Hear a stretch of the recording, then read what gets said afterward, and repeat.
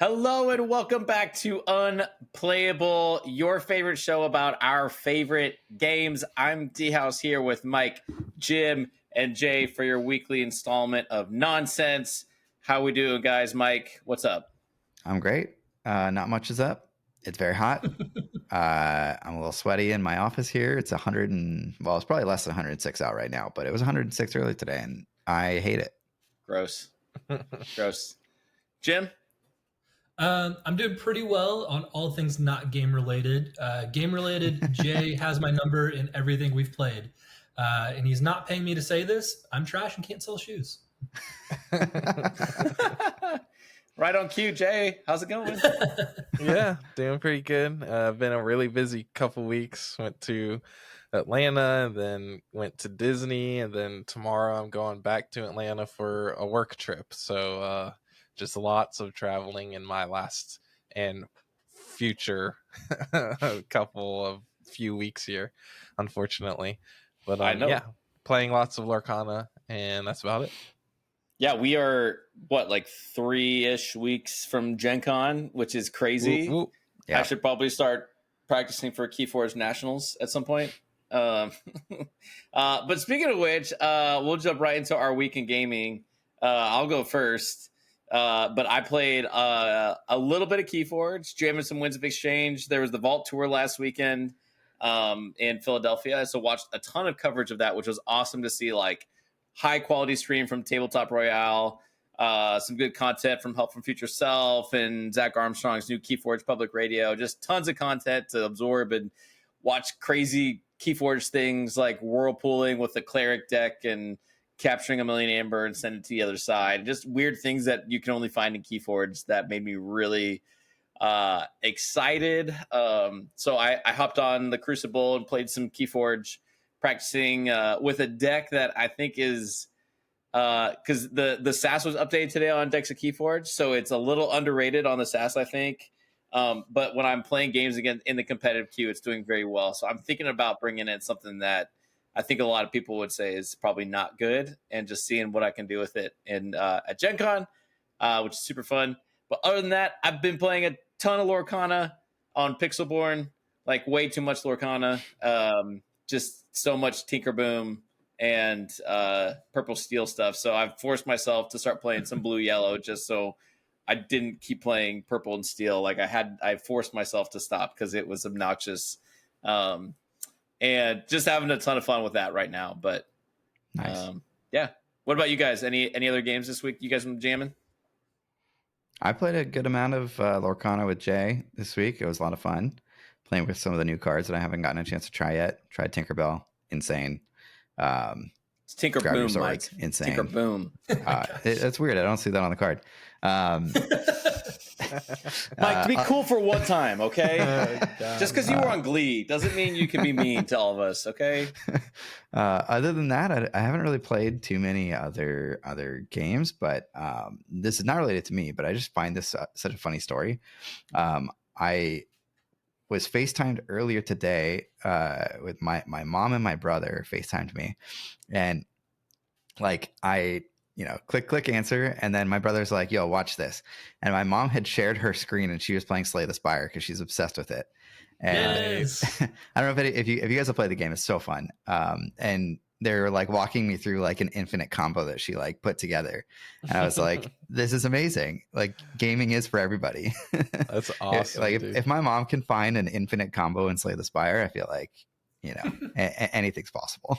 That's amazing. I love it. That's fantastic. Yeah. I had a notification on my chess app show up on my phone, and so I've been accidentally in a tournament this past week. Playing losing chess? most of my games. Yeah, I'm like 1-9, but I didn't know you were a chess guy. not very good. I'm 1-9 this week, but we won one. Better than I would do. I'm terrible at chess.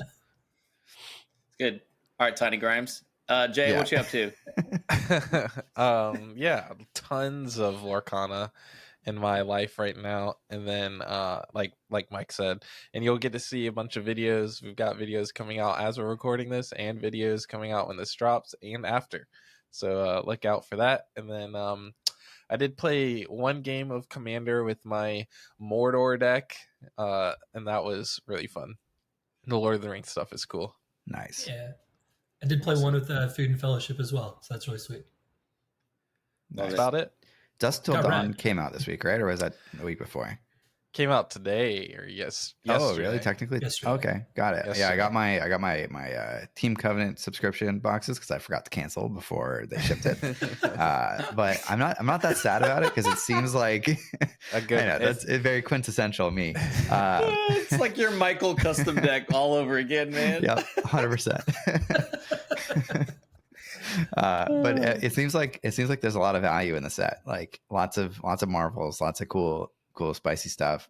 I don't know how much I'll actually play, but I'll definitely open at least a box and see what kind of cool things I can open. Probably nothing because I'm terrible at opening packs of cards. Unless it's like opening Uprising, it's like it's never gonna be able to meet that.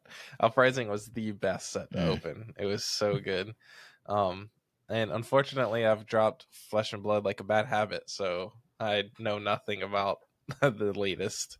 I mean, I know a little bit, but I'm not keeping up with it like I was. Fair. It's good. All right. Well, we're going to jump right into it. Today's episode might not be as long because we actually, thought ahead this week. And there were so many Lorcana spoilers this week. I think like 24 or 25. We made a separate YouTube video. So if you're on YouTube and you're watching this, you can pop on over to our Lorcana video, depending if Mike has posted it. I think he has at this point. Yeah, but this will be up by the time this goes up. So you can check that out. I'm sure there's been like 17 more spoilers since we recorded it. But we just knew it was going to be way too long to do that and another podcast. So this one will be a little bit more focused on Star Wars Unlimited. So for all of our OG Destiny players and Unlimited people. Hang on. Yes, Mike. Yes. Why is your tongue blue, Jay? Here we go.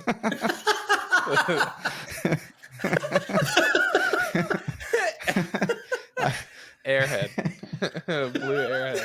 I couldn't let it go. I was too curious. It's That's like incredible. You have to play like in the background. I've heard Thrawn is coming back, and then it's just like my blue tongue. Oh my gosh. Thumbnail. As heir of the Empire. Spoilers. Which, yeah, oh my gosh. We could do a whole podcast on that Ahsoka trailer video, but we won't do that. Watched. I'm very, very excited. Yeah, Mike watched a trailer video, guys. Mike never watches trailer videos, but I don't. We coerced him. You shouldn't have. It showed the whole story of the whole season. You don't know that. I'm gonna hate it because of it. You don't know that. I did watch Bad Batch today, and the plot, like towards the end of season 2, is like it's so I'm hooked. good. Yeah. I'm hooked. It's good. The end of season 2 of that show is like it's just good. It's such good story writing, and it gets pretty intense. Yeah. So, yeah. So speaking of Star Wars, guys, we've got some spoilers from old Swoo. From Galaxy Shuffle itself, guys. Here we go.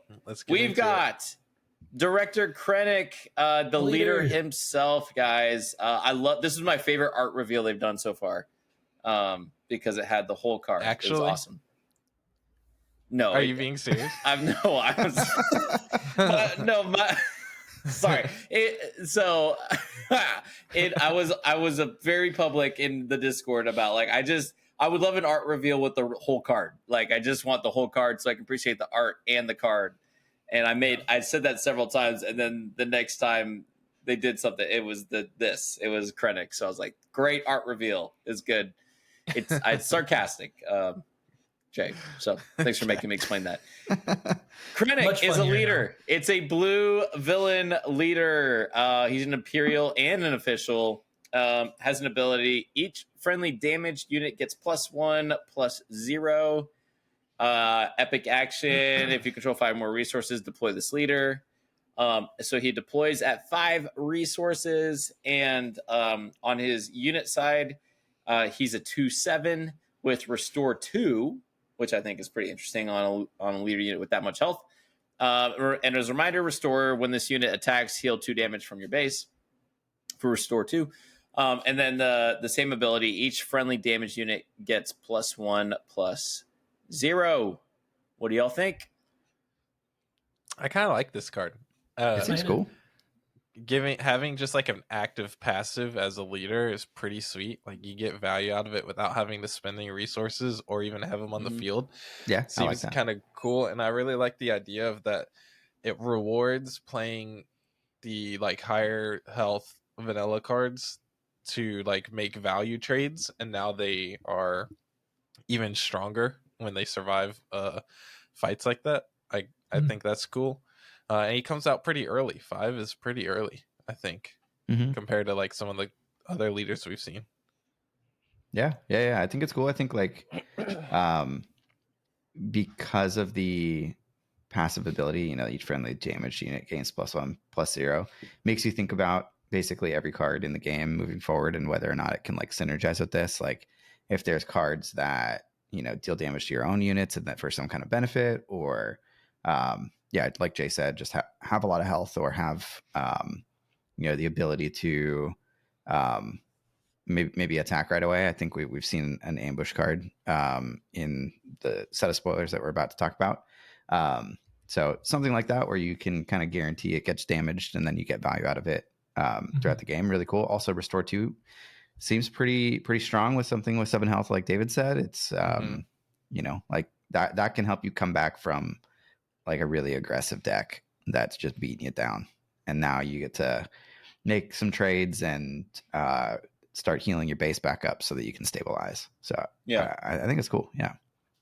So when I saw this, I thought of two things. One, we've seen the grit keyword where they get +1 on attack just for every damage on them. So immediately I was thinking, wow, you know, could we make some like really insane grit deck where they're kind of doubling up on their well, not double up necessarily, double up on one, but on one thing. The other thing I was thinking about is we've seen like Vader's lightsaber gives +3 attack, +1 health. We see the experience tokens give +1 attack, +1 health. I'm thinking, okay, something like Krennic, if you can hit the board at 2/7, so far we haven't seen much that can deal with 7 health. And if you can just give him experience and lots of upgrades and turn him into this like Voltron unit where you're just every time you're hitting you're restoring 2. I don't know. I'm curious. I'm wondering if that's a legitimate strategy where you can just keep healing and you're just got this restore thing going on in blue and you're just unbeatable. Yeah. What's the cool. like bodyguard keyword for this version? Sorry, I'm Sentinel. Okay. I feel like this would be a deck that like just is trying to get to the late game. I almost think the Restore 2 is the more of the spice than the +1 for everything damage. So like I think the Sentinels could like be buffed, keep you going longer, but I think the Restore 2 is actually what's like keeping you in the game long enough to be able to throw out the like giant whatever comes our way later on. I'd be interested to see like what that would look like. Yeah, because we've seen Restore 2 on Yoda, who's a 2/4 as a unit. Yeah, in Hero though, so you probably won't play them together. Right. Yeah, unless you give me the penalty. Who cares? I feel like you want like a redundancy in a deck like that, right? You'll want other units that have Restore so that you can continue to sort of stabilize yourself until you can get to that late game point, if that is indeed a thing that you want to do with this. But I think it's really hard for us to evaluate leaders without like having more cards released and also without having played the game. So Yep. All right. Next up. Sorry. And should shout out Roland Gaming, who revealed Director Krennic. I think. Definitely. Did they? No, they didn't. I thought it was FFG. Did they do this one? No, this is this next one is Golden Dice. Did Roland have they revealed the card yet? Or probably not. I believe that they did. I don't know. We'll figure it out. We'll get back to it. We'll figure it out later. I'll shout them out anyway because they're fun. They did do a fun like video when that card was revealed, and maybe that's what I'm thinking about. But yeah, nice. Anyway. Okay. So shout out to Jack and the guys over at Golden Dice. This is their spoiler. Open Fire. It's red which I already forget the name for actual red. It's red. Aggression, probably. I don't know. Cost 3. Deal open fire. Deal 4 damage to a unit, and it's a common. 3 for 4. Seems good. Does the math add up? Don't ask me to do the math. Does the I math don't add know. up? I don't know. I don't think we've seen enough yet. It's 1 damage better than Smash, so Shut up. Shut up. It's Get inkable out of too. here. And This it's is thinkable, great. yeah. Yeah. Yeah. Man, I like the artwork. I think it's really cool. 4 damage, not much to talk about. When we see more units, we'll know what the breakpoints are. I like that you can play this in hero and villain in both beef. Cool. I'm just looking at all the units we've had, except for Consular Security Force. It does just kill everything. So Except for this next one, if you're playing Emperor Palpatine. true. Where's the Palpatine going, you know? Maybe it's a future Somehow he's gonna. There's no he's gonna show Palpatine up. yet. It's what a troll. All right, so we've got Emperor's Royal Guard. It's a 3-cost green command, I think. Unit, ground unit, villain, obviously 3 strength, 4 health. While you control an official unit, this unit gains Sentinel. So not Sentinel, because otherwise it'd be like immediately better than the Cell Block Guard or whatever we did last time. So while you have an official unit, not a leader, unit, while you control Emperor Palpatine as a leader or unit, this unit gets +0/+1. Pretty cool. So Palpatine, 3/5. a 3/5 Sentinel with potentially for when you 3, have Emperor Palpatine for 3. that seems nuts. Seems very strong. That's a lot of stats and a lot of things that you probably want. Is it still good at 3/4? Yeah, I think so. I It's think better it than. is. I think it's better than Cell Block Guard. Like, yeah, you only get the Sentinel sometimes, but I imagine if you're putting this in the deck, you're gonna find a way to give it Sentinel. I guess I'm curious. So the way they say, like, while you control Emperor Palpatine, and then it makes the distinction as a leader or unit. To me, that says if it's passive, you control it, and that's just like saying that's the case. I'm curious if that'll work for, like, if Emperor Palpatine is an official and it's passive. Well, both of these just automatically trigger. The top one, while you control an official unit, so it has to be, I think, a unit. So it's not as a unit as it's like in its As the passive leader state. side, yeah. Because if we go back up to Okay. Director Krennic, there's a difference between like the leader and leader unit. Also, Director Krennic is an official, so Spicy. that could be a thing. There you go. I mean, I think Blue, this green, card, meta. even without the benefits, I think it's good. I mean, we play Hercules at 3/3/3, and this is just 1 more health.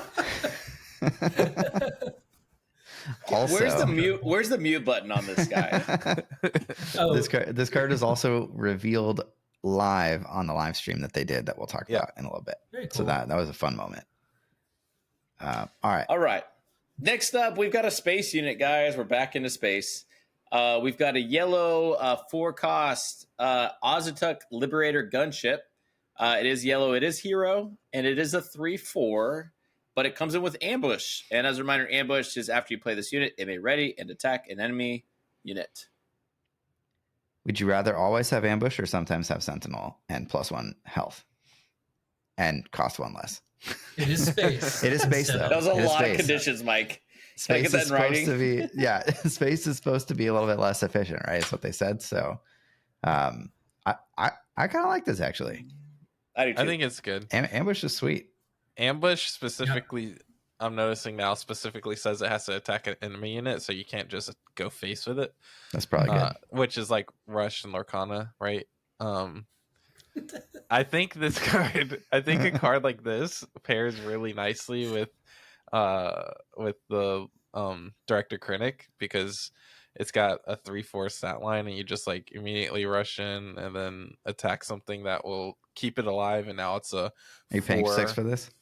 4/4 6. Oh, I'm just saying something like this. Like if there's a villain version, not of literally this. this. I gotcha. Right. Yeah. Yeah. So The fact that you can go ahead. well, I was just gonna throw out, like, at 4 health, like this coming in with ambush on the space side of what we've seen so far. There's nothing killing it in return. Like, the highest it gets is 3. The Imperial Interceptor does 3 back, but there's nothing right now on the So space far, side. Yeah, so far revealed that does it back. So this can come in with ambush, kill something, and maybe if you claim initiative, you can get another 3 attack off. Next All turn. right. So David said it. The best space unit in the game. I do like that, like Put in the writing. 3 costs that we just saw for deal 4 to a unit. I mean, that's just an action that couldn't have a body attached to it afterwards. The fact that, yeah, it's flipped stats, but could have a spaceship that could then go base and do other stuff just feels better than, I mean, Open what I fire. initially saw, just that action. Yeah. Open fire also kills it. So True. All right. Well, that'll do it for the spoilers this week. But we did get a live stream from FFG this past week that dove into casual organized play and some stuff on uniqueness. We saw the spoiler. Again, just in general, I'm really excited to see these live streams come back and just get some interaction with the community. And it's just like, I feel like when I see them talk about the game, I can feel the designers like Tyler and everyone. It just seems like they themselves are excited about the game, which gives me like just a lot of hope that passion will get them past all the logistical nightmares that we've seen in the past with FFG and Ravensburger is showcasing for all of us currently. So we're going to dive into the organized play stuff first that they talked about. And there was an article they posted on StarWarsUnlimited.com, so you can read along if you're listening on audio. But I'm going to read this and we can react to it. So they talked about focusing on the left side of the OP diagram, the side dedicated to casual play. They're all about creating a friendly environment, helping new players learn the game, most importantly, having fun. As you can see in the structured diagram, the casual play cycle flows between 3 phases: pre-release phase, weekly play phase, and the store showdown phase. So jumping into the first one. Just as it sounds, the pre-release phase occurs just before the release of a new set for the game. This phase consists of pre-release events, which take place the week before the new set's official release date. Each of these events involves a simple 4-round sealed tournament, love that, and allows players to get a hold of cards from the new set early, with booster packs awarded just for participating and even more given out for the winners of each round of the tournament. The pre-release events are a fun, relaxed way to dive into a new set and try out what the new cards have to offer. I'll stop there for reactions. Pre-releases are very fun. Yeah, I like them. I think they're a great way to like introduce a new set, and especially with them being a limited format. It's like probably the best time to play a limited format. Yeah, because no one has cards yet. Yeah, it feels fun to get cards like for the first time. It feels fun to play sealed with a bunch of people who are also sort of in the same boat. And it's a tried and true sort of event type. I will say nothing here is really like groundbreaking. Like nothing's really all that innovative in this system, which is fine. Like it is for FFG though. Yeah, that is true. But like, I'm not comparing this to other FFG games. I'm comparing this to other games, right? Yeah. So they're with the big dogs now. So it's like yeah. It makes sense that they're doing it. I'm glad that they're doing it. But if anybody's played trading card games in the past, all of this stuff is familiar and obvious. Yeah, for sure. Yeah, I do like that they're giving a lot of emphasis on like getting your people together, playing games. Mm-hmm. Like they seem to really be rewarding people just for showing up, and I actually think that's a really good model for just getting new players into the door and like, oh, this is great. I get to show up and get packs and have fun, and yeah, I think it's really great for like new player experience. Yeah, and supporting the LGS, right? Like I had a conversation with a friend of mine a couple weeks ago, and he's basically only ever played kitchen table and Gen Con with some friends, and he was basically asking me, he's like, you seem to think like the local game store is pretty important, and he's like, tell me about that. Like for him, it was not like a given, and I think for us who have like gone through some of this, is like, yeah, this is really important. So getting people in the store ahead of time, and all the buzz and the excitement and the text and like, oh, look what I pulled. And like, I love that stuff. So yeah, tons of fun moments come out of that. If the wheel ain't broke, don't fix it. Okay. I probably shouldn't get that deep into this because we just started, but it's really interesting looking at how they're doing pre-release and then how like Flesh and Blood does it, it's the same thing, but they're emphasizing a lot on the casual aspect Mhm. of a pre-release, and you get packs just for showing up. Whereas like Flesh and Blood, when you go to a pre-release, it's literally just a limited tournament, and top places get cold foil heroes and mats and all kinds of stuff like that. So it's like pre-release really isn't a casual thing for Flesh and Blood, even though it's probably should be. It's definitely still a competitive thing, but I mean, that's Flesh and Blood's Interesting. thing, is they are a competitive game. Mm-hmm. Whereas I think you can't have a casual tournament if there's prizes on the line, and I think they're recognizing that by not giving first place, second place prizes, and just giving you prizes for being there. Yep. Love that. All right, next up, we've got, following the pre-release phase, we have the weekly play phase. For newcomers to FFG OP, weekly play involves simple open-ended weekly events that stores host for the game. We call it a phase. I'm sorry, I got like Dr. Evil like pictures there. Anyways, but in reality, weekly play is constant and consistently run from the release of a new set onward. The whole point is for it to be available every week, after all, which Josh Massey on the live stream really doubled down. Like, they really want the weekly thing.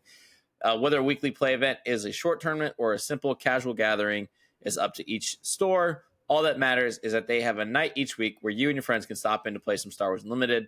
This phase is supported by a special OP kit from which players can earn a unique promo pack each week that they participate in their store's weekly play. I love this. I'm going to go to every weekly play just to get that promo pack. Like, I don't even know what's in it. And I know that, like, that's going to be fun. I hope that there's, like, stuff to chase in those promo packs, because that would be pretty fun. Yeah, I hope they do it well, right? So, like, yeah. If the promo pack is the same 3 cards in it for every pack, then that's way more lame. Yes, agreed. Agreed. How many then, alt why would best it be a pack defenses then, though, do you right? have? Like, I have binders full, dude. I like, at some point I'm like, I have 47 commons in this alt art. Like, why? Just stop it. For context, the way that it worked in Destiny is, for the weekly play, whatever, your store could do whatever they wanted, and then they gave out prizes. But the prizes were, I think, quarterly. So it was awful. Every quarter, it would just be like 1 or 2 different promos that you could get, and it was just like the same thing over and over again with like some tokens mixed in. But after like 2 weeks, like, you had everything if you wanted to, terrible. To have everything, basically. And yeah, it was just very boring. Very, like, it was not very incentivizing. I'm really glad that they're going with a version like this, but yeah, remains to be seen what's in the packs, but it has huge potential. If there's like some spicy stuff in those packs, I could see this being like massively successful. Yeah, I mean, like, they could easily do like at least 50 different alt arts just for like these packs easily. Like, that would be so cool. And some of them foil, some of them not foil. Yeah, it stokes the secondary market, which is always helpful too. Yeah, 100%. I mean, yeah, imagine like one of these cards ends up being really rare, worth like $200 or something like that. Now all of a sudden, you have a bunch of people who are coming to play and just even participate, right? Like, they talked about this in the live event, or the live stream that they had, but it's like, even if you're just building decks, like with your friends in the store, like, to them, that counts as participating. You don't even have to be playing the game.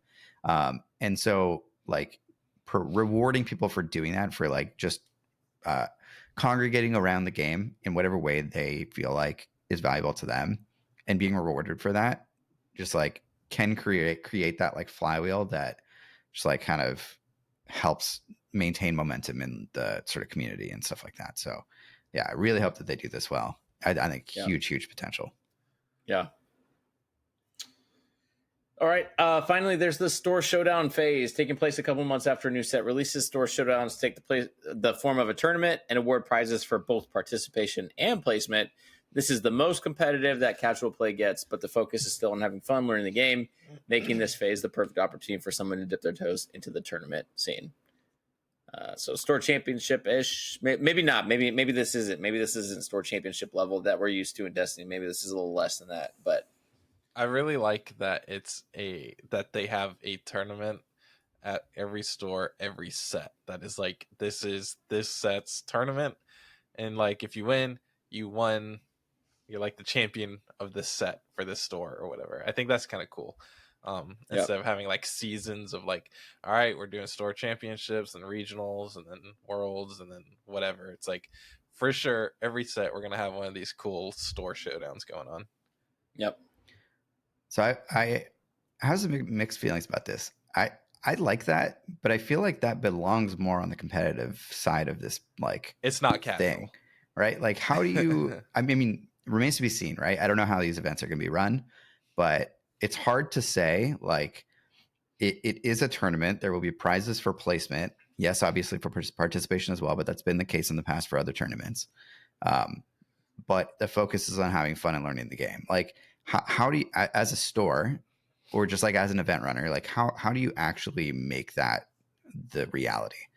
Because the second you turn something into a competitive thing, you get the tryhards who are just there to just like steamroll everybody and like, you know, sort of, I don't know, win the thing, right? Yeah, and you may be right. There maybe, regardless of what you do, the tryhards are going to show up with their solo Sabines and wreck face like Mike Gruden. But but that's where I think like the weekly play needs to not be the same kind of like, oh, we're doing this tournament. Yeah, or we're like, doing it for a 4-round tournament every week. Yeah, we're doing an escalation league, or we're doing a draft, or we're doing a, I don't know, sealed thing, or that's where you do the, you know, yellow only this week, you know, kind of fun things. And then this is like, okay, we've all gotten the cards, we've won some things. Now take your pet deck. There's nothing really at stake. Well, I guess there's placement prizes. But it's like that you take your pet deck. That's where I'm curious if they're going to do like the same like store championship vibe where, you know, there's something where you could actually like on the competitive side, like grind for that versus like a store showdown. It's like, just bring your whatever, your pet deck that you really love and try to win something. Realistically, it should just be a store showdown. Since they're doing it every set, it should be like just that set. Yeah. Oh, that'd be fun. That'd be fun. I like that. I think the difference in theory is that like a store championship sort of like led into the next event and you won like a buy or something like that and whatever the next tier event was. Or primes. So that is a little bit different if indeed they are not doing it here. So I don't know. Maybe it doesn't end up being that competitive, but even store championships, like we're pretty competitive. Like those were like they were smaller, but you still got those people who, you know, were sort of just tryharding and like not really that fun to play against. So I'm think adamant that as soon as you put an incentive of placing, it's no longer casual. It can't be casual from then on. But the pre-release is the same way, where there's more given out to winners of each round of the tournament or whatever. So like you win more stuff, the more you win. But I like it is sealed, so it is a different vibe. It's harder to sort of like, I don't know, act the same way than if you're bringing the deck that you've been grinding for, you know, 3 months or whatever, 4 months. I don't know, remains to be seen, but I have my hesitations. Yeah. All right. And yep. Yeah, I think the last thing for us to talk about related to the live stream that will kind of lead us into our two things. The first thing is you can hit that first thing. we asked somebody at FFG that if they listen to our channel, they have to work 2 words in to a sentence at one time, and Tyler made it happen. He made it happen, folks. Confirmed. They listened to not us, but Sir Christopher, because they said you shuffle your Galaxy deck. So yeah, that's a big W in my eyes. Yeah, I'm all in on this game now. Big time. Yeah. No, the second thing they talked about was something about uniqueness or something like that. I don't know. Maybe you guys can go over it. So the uniqueness rule in this game is that you can have 2 characters with the same title in play at the same time as long as they don't have the same subtitle. So imagine a world where there is Luke Skywalker Jedi Knight and Luke Skywalker old man, whatever, drinking green milk. You can have both of them in play at the same time because they're both different versions of Luke, and that's the rule, basically. Okay. Yeah. Before you get into how you feel about it, can you break down the explanation as to why they went with this? David can, maybe. I'm sure you can't do it as eloquently as Tyler did. Certainly not. But just kind of give us the very TLDR. low level. The TLDR seemed to be the game is a card game first, and card games in general don't really like uniqueness rules. So some sacrifices have to be made on the theme side in order for the game to feel good to play. And for it to feel good to open booster packs and not sort of be conflicted between which version of a character you play in your deck. Much more nuanced reasoning was given by Tyler, so I encourage you to go watch that live stream if you are interested. Yep. But yeah, that I think is the quickest answer. Okay, so how do you feel about it, Mike? I think it's trash. No, I'm just kidding. I think it's fine. I like. No. Be honest. I think honest. No one from FFG is listening. No, definitely not. So I wasn't worried about that. I think it obviously has upsides and downsides. They're skewing more heavily towards it being something for card gamers than something for Star Wars fans. I think that's probably strategically correct. But I think like as a big Star Wars fan, it feels a little weird. Like, yes, you can play characters from completely different eras together with a uniqueness rule that cares about character name and that's it. But for some reason, it just feels a little bit different than playing literally two of the same characters together at the same time. At least it does to me. So I think it is a sacrifice. I think I would prefer a game where, you have Luke and that's it. Like that's Luke. Luke is on the board. Like, the other argument is obviously like, oh, your opponent's also playing Luke. Like, how do you justify that? I don't know. Maybe you don't. Maybe it doesn't matter. I think once we all play the game, we're gonna kind of forget about this and just like it is gonna be what it is. Nobody's gonna really like pay that much attention. Yeah. But I do have prefer. Yeah. Well, in general, I prefer my Star Wars games specifically to be a bit more skewed towards like thematic Star Wars stuff. You're a big theme guy. You can go way too far though with like the old Decipher Star Wars game, which a lot of people love, but is very thematic to I think its detriment sometimes. And the Star Wars LCG, which I recently tried to revisit with Jay, and I don't think holds up. Yep. When did this happen? We tried to record a video. we tried to learn the game so that we could record a video just to like show like previous Star Wars games. And did either of y'all even play the game? Yeah, I played the game a lot back in the day. Did you, Jay? No, I've never touched that. Mike, you should have played with me. Why are you playing with this guy? I have to learn the rules again, and the rule book is 30 pages long. Yeah, that's fair. That's fair. I would have needed a refresher, but I played a lot of Star Wars LCG back in the day. Okay, there are things I really liked about that game. That's what got me back into gaming. Same. I would not be here today without Star Wars LCG. Yeah, we talked about this like 4 podcasts ago. Yeah. But like I like that it's like hero versus villain. It's always heroes versus villain. That's like kind of fun. That feels very Star Wars. But this game was never meant to be like that. So yeah, I get it. Like maybe it's not my favorite thing in the world right now, but I'm still gonna play it. I'm still gonna buy a crap load of these cards. So right. At the end of the day, like it's not gonna turn me away.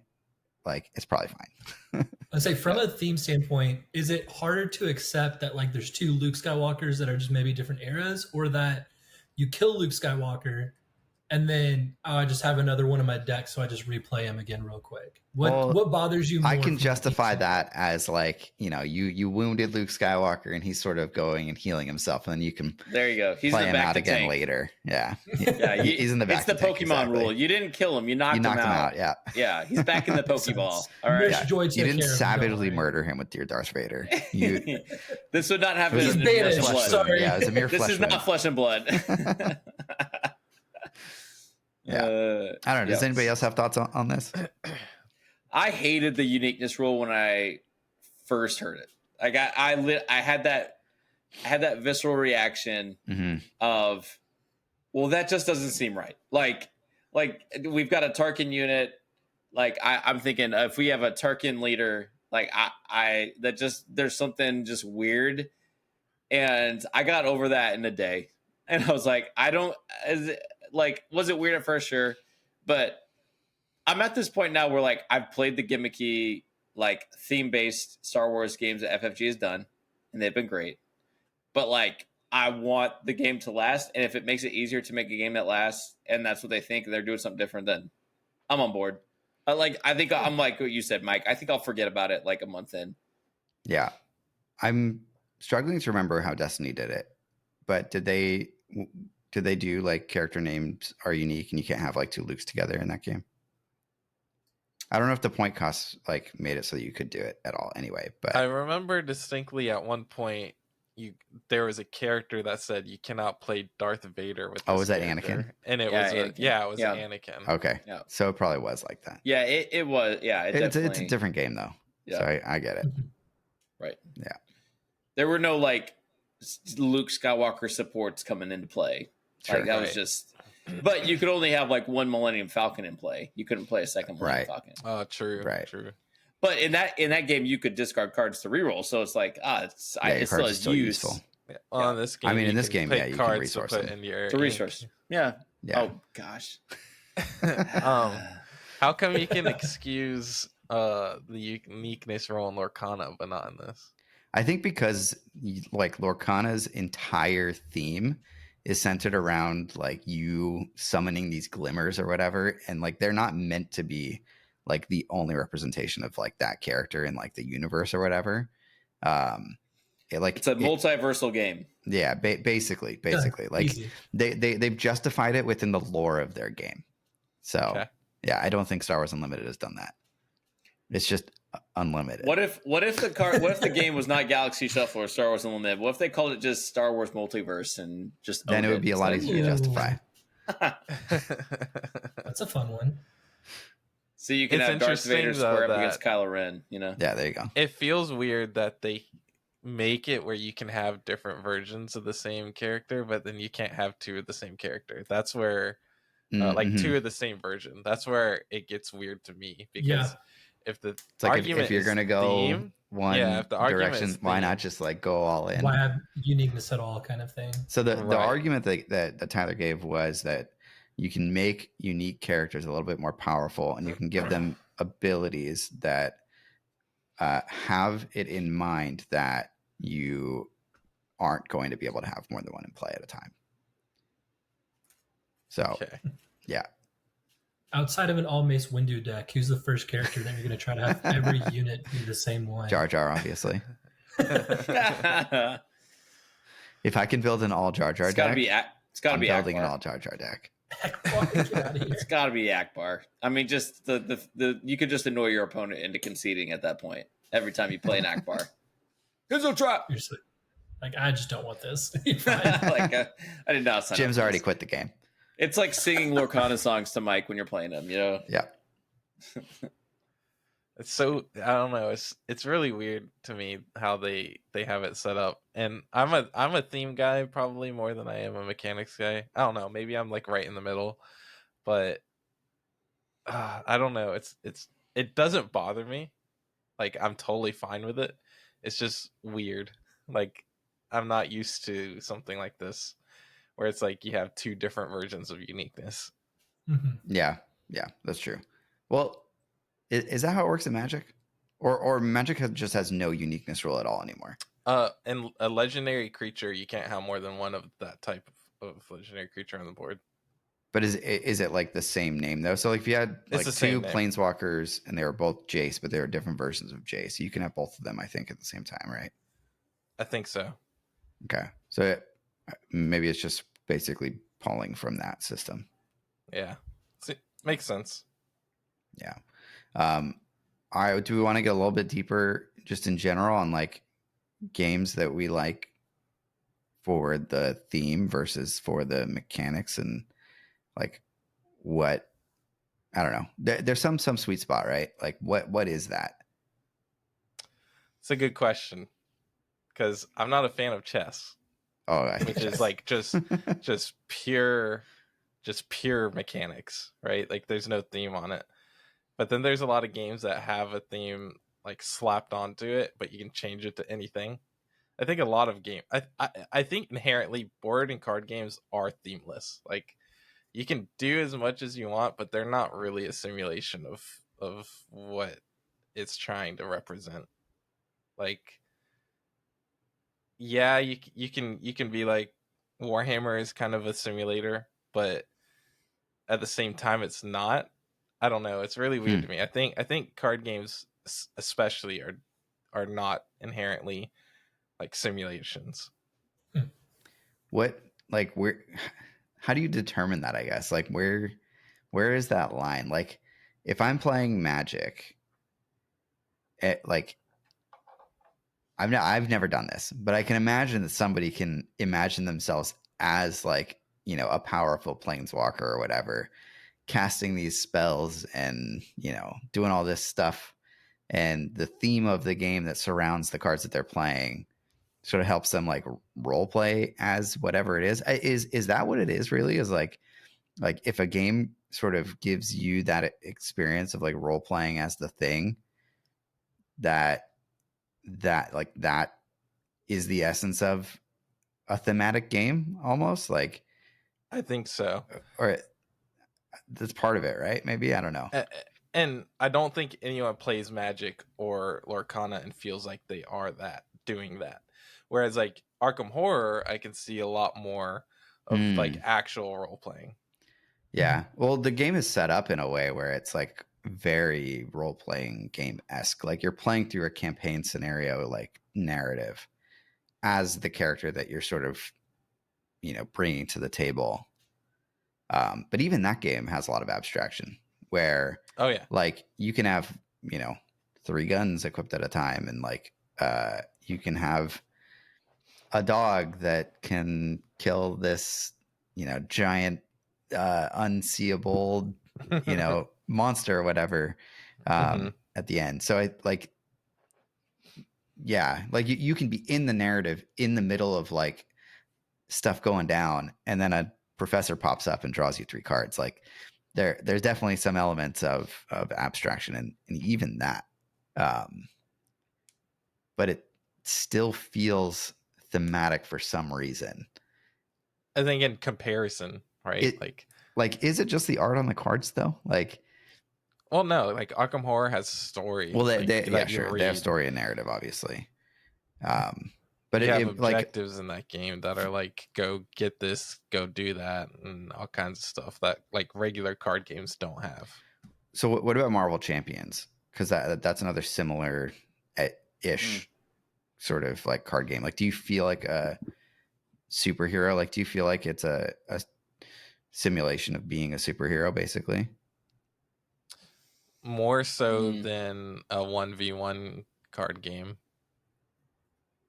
Yeah, I think because it's the player versus environment like setup, I think it naturally just makes me be more engaged on that level. Because it's not just I want to beat my friend; it's I want to defeat this villain. And that game in particular set up really well with just the design of each of the heroes, and then even the design of the villains and the way that they function feels just very uniquely different. And so I think that's what like kept me coming back to that game of like, okay, even though I'm typically I want to play competitively against people, that one's just so rich that like it felt fun, just to learn like, okay, how does Spider-Man want to try to conquer this, as opposed to like Iron Man going full Voltron mode. It was unique enough that I was invested, but I never felt like I was that hero. Yeah. And I think some card games actually might be more thematic, like the Star Wars LCG. I could see feeling a little more thematic, or the Decipher card game being more thematic, because at least the LCG, because it has like objectives and stuff that you're doing, and it's trying to bring that theme through. But yeah, I think I agree. So, just speaking as like probably the only guy on the cast that plays miniature games, like X-Wing and Shatterpoint, even Imperial Assault, like made me feel like I literally was in Star Wars. I think that's what drew me in. Like X-Wing, it's like I could play, because of the list restrictions, I could play 3 X-Wings where my opponent could play 8 TIE fighters, and the X-Wings were more powerful. The TIE fighters were more agile and faster. And they just swarmed you, and it just felt like, oh, this is exactly what they're doing. You're avoiding asteroids, and you're trying to you're outthinking, and it just screamed like I don't know, space battle to me. And same with Shatterpoint. It's like the way they design these cards, instead of like adding a deck, it's like they've designed a whole character for you. So when you so when you have Dooku, like Dooku's doing force things, and he's pushing you, and you're physically moving the pieces away. Like you feel like he's like using the force to push this guy off a thing, and then he's turning around and he's slicing a guy. Like that's the stuff where, like, if they nail that stuff, like like if it has a Star Wars skin on it, I'm probably buying it. But then they do the Star Wars skin and it feels like that, it takes it to the next level for me. Yeah, so maybe just card games inherently are more abstract because you don't have that physical representation of a thing that's happening in space to sort of reference. So I like those examples a lot. Yeah, until you get a card like in Unlimited, what's it called? The I Am Your Father card, where it's yeah, there you go. You know, deal 7 to an enemy unit unless his controller says no. Like then it's like, okay. Like we could go on for a long time about whether or not that card is actually thematic or not, but maybe we'll save it for another day. Sure. Man, if Luke had the option to draw cards in the 5th episode, poor guy. Imagine what he would have done. All right. He had 2 hands. Thanks for listening, guys. Make sure you hop in our Discord community. You can get like instant reactions to all the spoilers in Star Wars Unlimited and in Lorcana, and we got lots of just conversations going on, lots of games, all of our favorite games. So make sure you hop in there. Be sure to follow Unplayable on Twitter so intern Tom can get a paycheck this week, because if you don't follow, then we're not paying him. So that's right. Yeah. Any final thoughts? Nope. Let's let you guys get to sleep. All right. Bye. Thanks for tuning in, guys. See you next time. Bye, guys.